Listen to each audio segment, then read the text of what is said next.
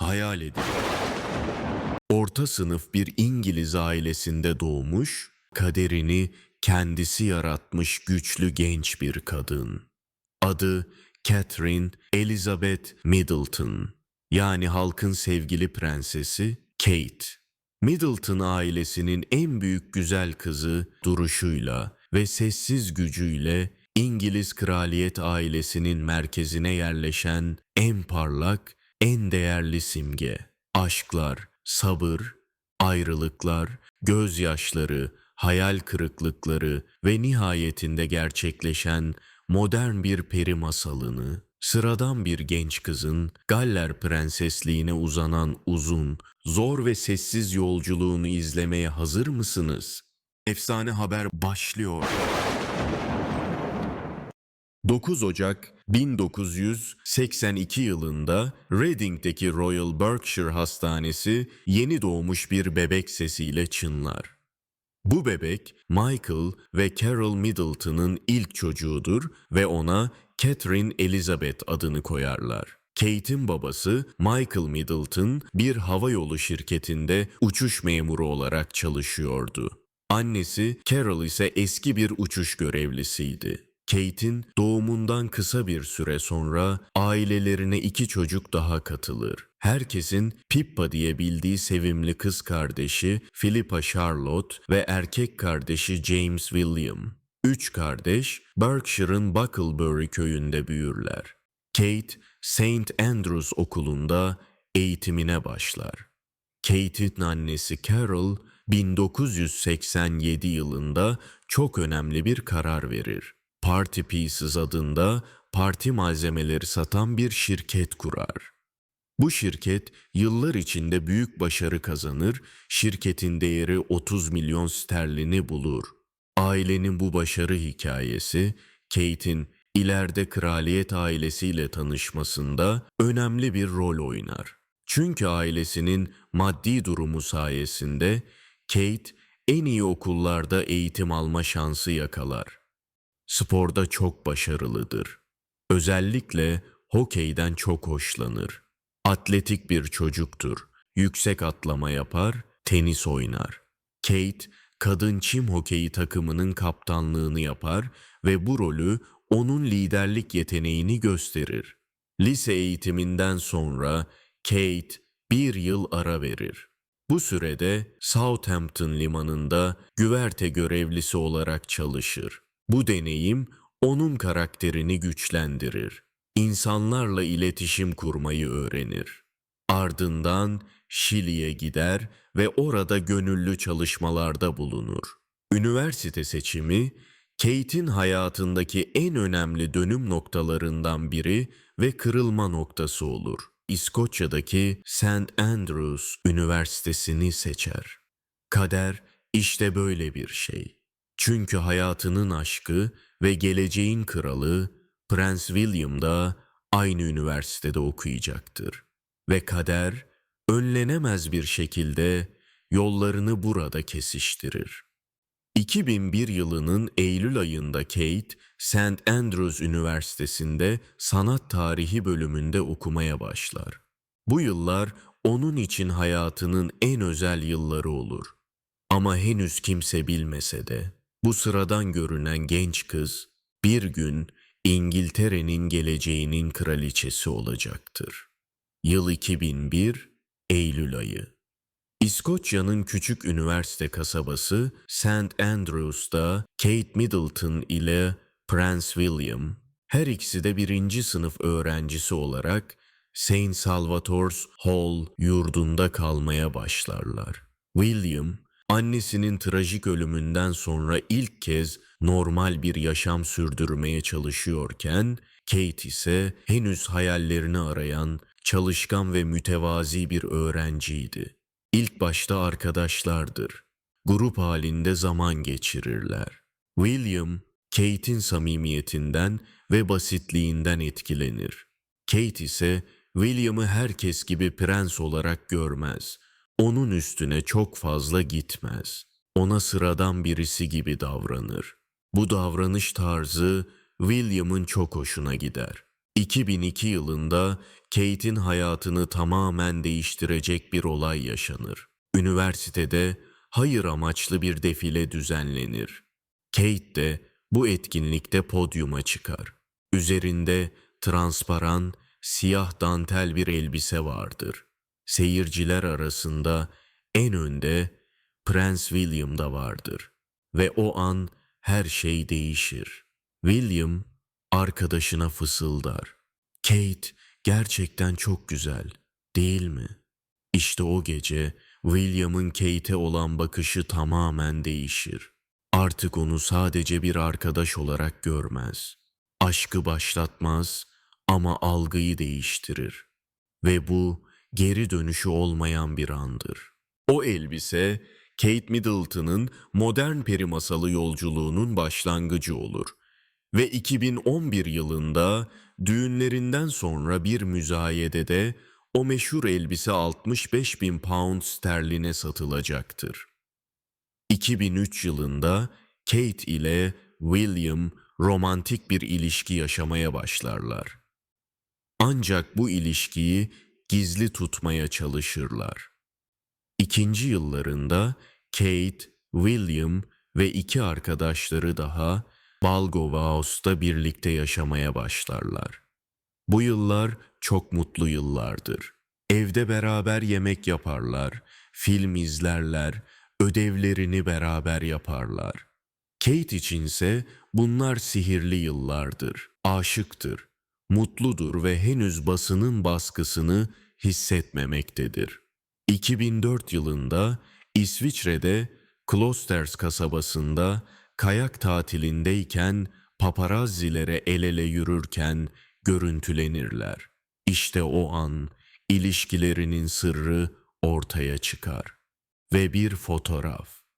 Sonra bir tane daha. Sonra onlarca. İngiliz basını manşeti atar. Prens William'ın gizemli sevgilisi ortaya çıktı. O günden sonra Kate Middleton bir öğrenci, bir birey değildi.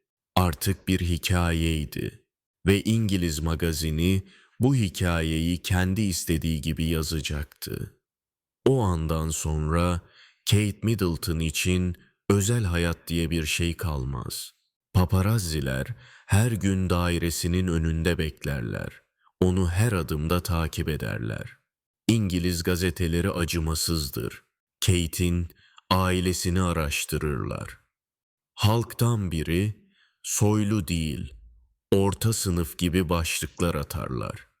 Annesinin eski bir hostes olduğunu vurgularlar. Ailesine yapılan bu saldırılar Kate'i çok üzer. Kate her sabah evinin önünde kameralarla uyanıyor, markete giderken izleniyor, gülüşü, adımı, kıyafeti analiz ediliyordu. Bu noktada çoğu insan kaçar. Ama Kate kaçmadı, konuşmadı, dava açmadı, röportaj vermedi ve bu sarayın dikkatini çekti. Kraliyet danışmanları şunu fark etti. Bu kız dayanabiliyor. Kate 2006 yılında mezun olur. Sanat tarihi diploması almıştır. William ise coğrafya okumaktadır. Mezuniyetten sonra Kate Londra'ya döner ve çalışmaya başlar. Bir giyim zincirinde aksesuar alıcısı olarak çalışır. Aynı zamanda ailesinin şirketi Party Pieces'te de görev alır.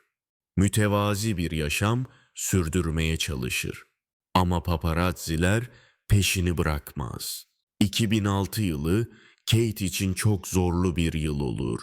Kate, William'ın ciddi olup olmadığını sorgulamaya başlar. Kraliyet ailesi ona soğuk davranır.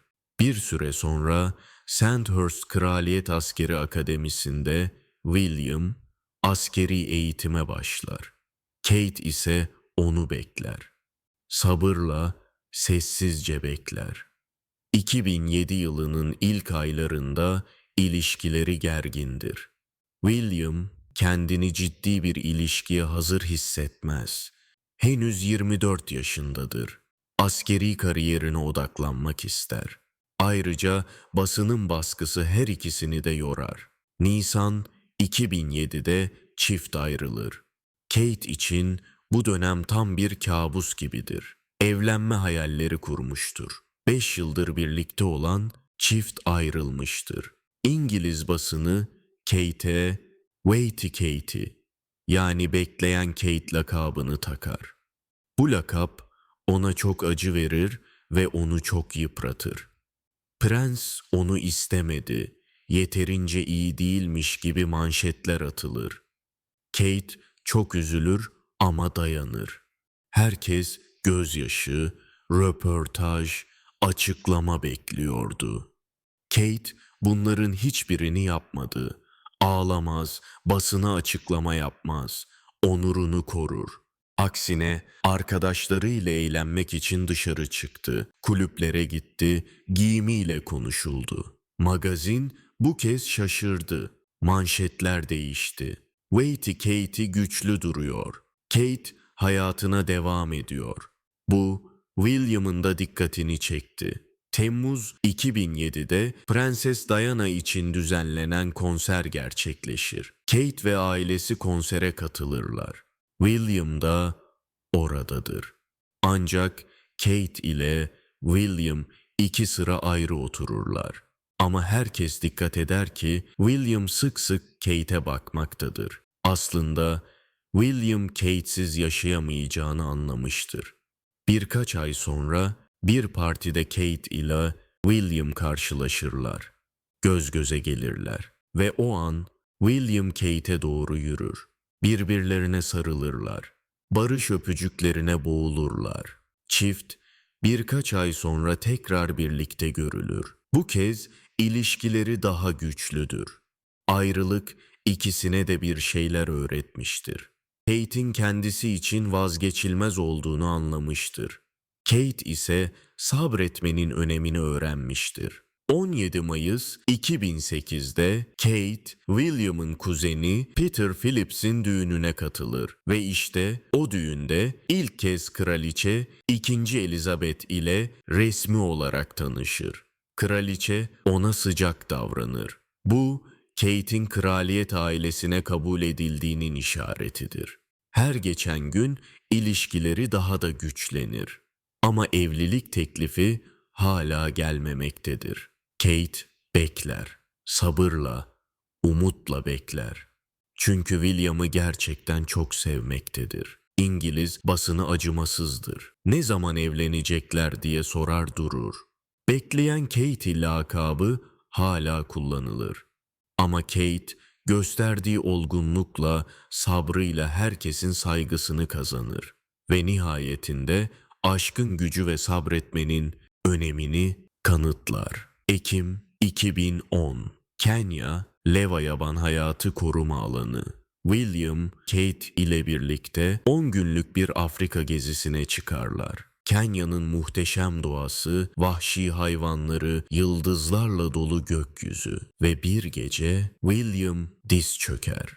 Elinde annesi Diana'nın o ünlü safir yüzüğü vardır. 14 pırlantayla çevrili 12 karatlık mavi safir. Diana'nın en sevdiği yüzük ve William bu yüzüğü Kate'e uzatır. "Benimle evlenir misin?" Kate elbette evet der. Gözyaşları içinde, mutluluktan ağlayarak. Ancak nişanlarını hemen açıklamazlar. Bu özel anın tadını çıkarmak isterler. Bir ay daha gizli tutarlar. 16 Kasım 2010'da nişanlandıkları resmi olarak açıklanır. Tüm dünya bu haberi konuşur.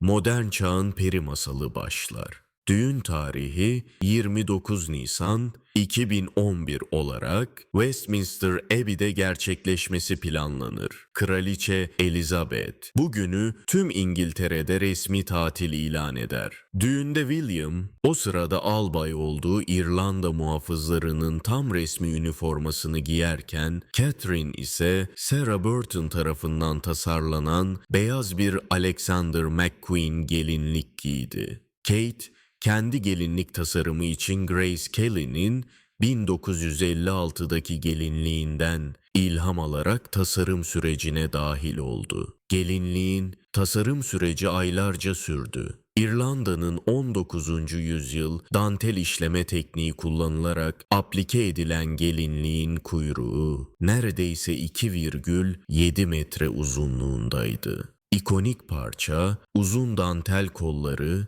Victoria döneminden ilham alan unsurları ve zarif V yaka kesimi de dahil olmak üzere bir dizi trendi hemen tetikledi. Kate töreninde elbiseyi Cartier halo tacıyla tamamladı. Bu parça Kraliçe Elizabeth tarafından Kate'e ödünç verilmişti ve görünümüne yeni bir şey katma geleneğine bir gönderme olarak tacı ebeveynlerinden hediye olarak aldığı özel armut kesimli küpelerle tamamladı. Ve 29 Nisan 2011 tüm dünyada nefesler tutuldu. Sadece İngiltere'de 26 milyon kişi düğünü canlı izledi. Dünya çapında ise 300 milyondan fazla insan televizyonlarının başındaydı. 1900 davetli ve milyonlarca canlı izleyici için küresel bir andı. Babası Michael Middleton'ın kolunda Westminster Abbey'e doğru yürürken herkes güzelliğine hayran kaldı.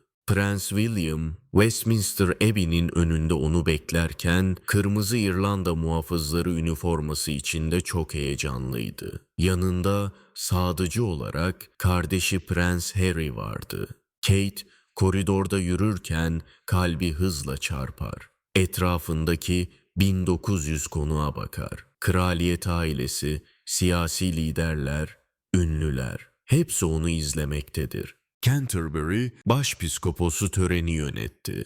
Elton John, David ve Victoria Beckham da konuklar arasındaydı. Kate, Alexander McQueen gelinliğiyle ağır ama kararlı adımlarla sıradan bir kız olarak girdiği hikayeden Cambridge düşesi olarak çıktı. Düğünden sonra çift Buckingham Sarayı'na geçerler. Sarayın balkonuna çıktılar. Balkon öpücüğü, kısa, samimi ve plansızdı.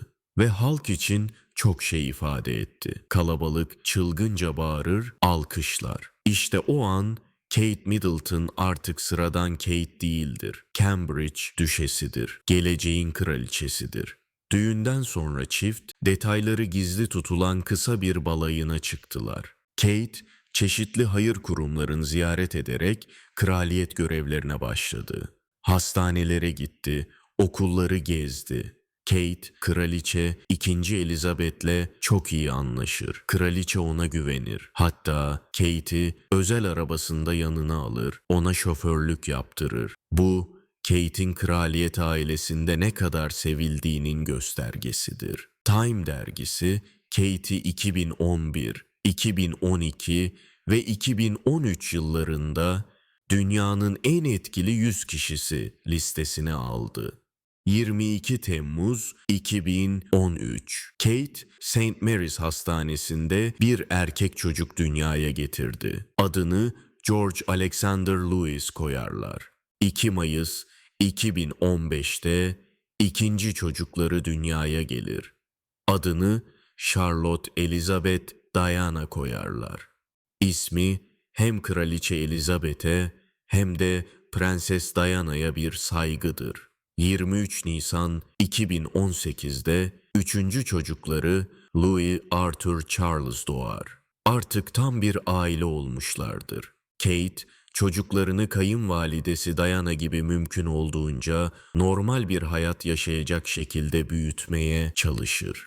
Kendi çocuklarının kraliyet protokolünün baskısı altında büyümesini istemez. Ve böylece Kate hem kraliyet görevlerini yerine getirdi hem de 3 çocuğunun annesi oldu. İkisini de mükemmel bir şekilde başardı. Kate, kraliyet ailesine katıldıktan sonra hayır işlerine büyük önem verdi. Özellikle çocukların eğitimi, zihinsel sağlık ve erken çocukluk dönemi gelişimi üzerine yoğunlaştı. 20'den fazla hayır kurumunda görev aldı. Kate'in bu çalışmaları büyük takdir görür. Halk onu sadece güzel bir prenses olarak değil, gerçekten topluma katkı sağlayan biri olarak görür. 2024 yılının Ocak ayında Kate, karın ameliyatı olacağını açıklar. 17 Ocak'ta ameliyat gerçekleşir. Kate, St. Mary's Hastanesi'nde 2 hafta kalır. Ancak Kate uzun süre kamuoyu önüne çıkmaz. Haftalarca ondan haber alınamaz. 10 Mart'ta Anneler Günü için bir aile fotoğrafı paylaşılır. Ancak sosyal medya kullanıcıları fotoğrafın üzerinde oynanmış olduğunu fark eder. Uluslararası haber ajansları fotoğrafı geri çeker. Bu durum, binbir çeşit komplo teorisinin üretilmesine neden olur. Kate öldü. Kate komada. William ile ayrılık sürecindeler. Kate ameliyat olmadı, psikolojik çöküntü geçiriyor. Sosyal medya çılgına döner. 19 Mart'ta Kate, eşi William ile birlikte Windsor'daki evlerinin yakınında alışveriş yaparken görüntülenir. Gündelik kıyafetler içindedir. Rahat görünür. Ama spekülasyonlar devam eder. Tüm bu spekülasyonlar üzerine 22 Mart 2024 tarihinde Kate bir video mesaj yayınladı. Video, Windsor'daki evlerinin bahçesinde bankta otururken ve kameraya bakarak çekilmiştir. Açıklamasıyla birlikte tüm dünya şoka girer. Açıklaması şöyledir: Ocak ayında geçirdiğim karın ameliyatının başarılı olduğu düşünülüyordu.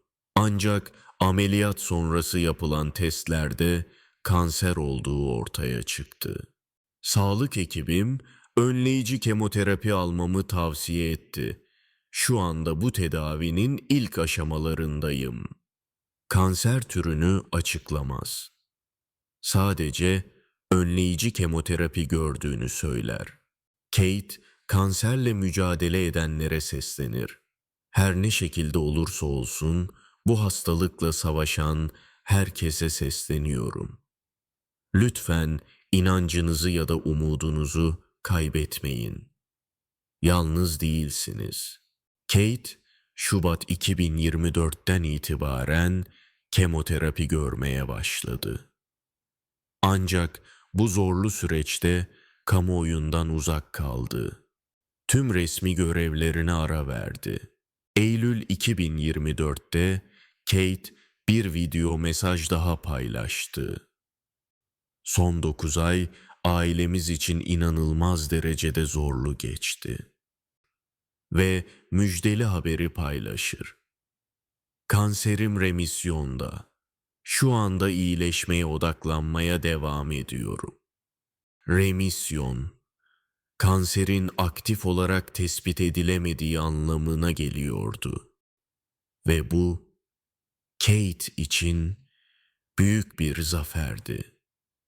Kate, her şeyin üstesinden gelirken William ve benimle birlikte sessizce yürüyen herkese en içten teşekkürlerimi sunuyorum diye konuşmasını tamamladı.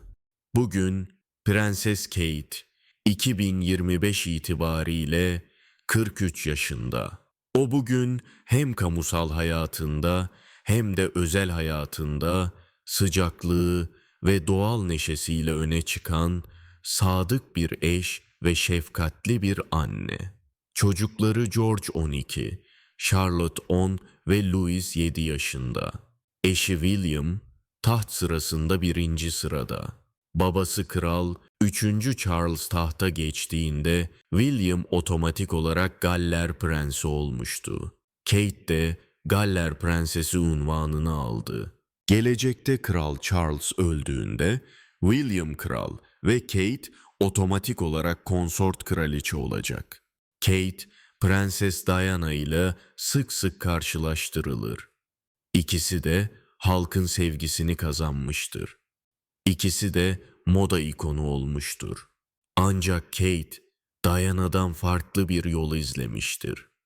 Diana daha medyatik bir hayat sürmüşken, Kate daha sakin, daha temkinli, daha protokole uygun davranmıştır. Kate'in en büyük özelliği halktan biri olmasıdır. Soylu bir aileden gelmemesi onu halka daha yakın kılmıştır. İnsanlar onu bizden biri olarak görmüştür. Sıcaklığı, samimiyeti herkesin dikkatini çekmiştir.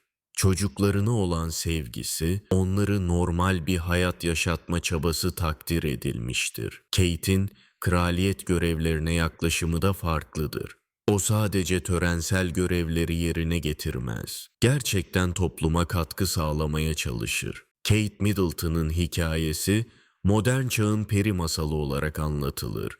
Halktan bir kız, prensiyle evlenir ve prensese dönüşür. Ama gerçek, masallardan çok daha karmaşıktır. Kate yıllarca beklemiştir, sabretmiştir. Basının acımasız takibine katlanmıştır. Kraliyet ailesinin soğuk tavırlarına göğüs germiştir. Evlendikten sonra da hayatı kolay olmamıştır. Kraliyet protokolü, sürekli göz önünde olmak, kameraların her an peşinde olması, çocuklarını bile özgürce büyütememek. Ve en son 2024'te kanser teşhisi. Ama Kate her engeli aşmış, her zorluğun üstesinden gelmiştir. Bugün Kate Middleton sadece bir prenses değildir. O, cesaretin, dayanıklılığın, sabrın sembolü güçlü bir kadındır. O, milyonlarca kadına ilham verir. Kate Middleton, halkın gerçek prensesidir. Çünkü o, kusurlarıyla, acılarıyla gerçektir. Ve işte bu gerçeklik, onu herkes için özel kılar. Günün birinde İngiltere'nin kraliçesi olacak. Ama o zaten milyonların gönlünde kraliçe olmuş durumda. Çünkü o sevgiyle, mütevazılıkla ve dayanıklılıkla kraliçelik tahtına giden yolu çoktan kazandı. Ve hikayesi güçlü ve mütevazi kişiliği herkese ilham veriyor ve gelecek nesillere ilham vermeye devam edecek. Sonsuza kadar. Eğer Prenses Kate'in hayatı sizi de benim kadar etkilediyse, videoyu beğenmeyi, düşüncelerinizi yorumlarda paylaşmayı ve yeni kraliyet hikayelerini kaçırmamak için abone olmayı unutmayın. Bir sonraki videoda tarihin gölgelerinde yaşanan başka bir hayatı birlikte keşfedelim. Hoşça kalın.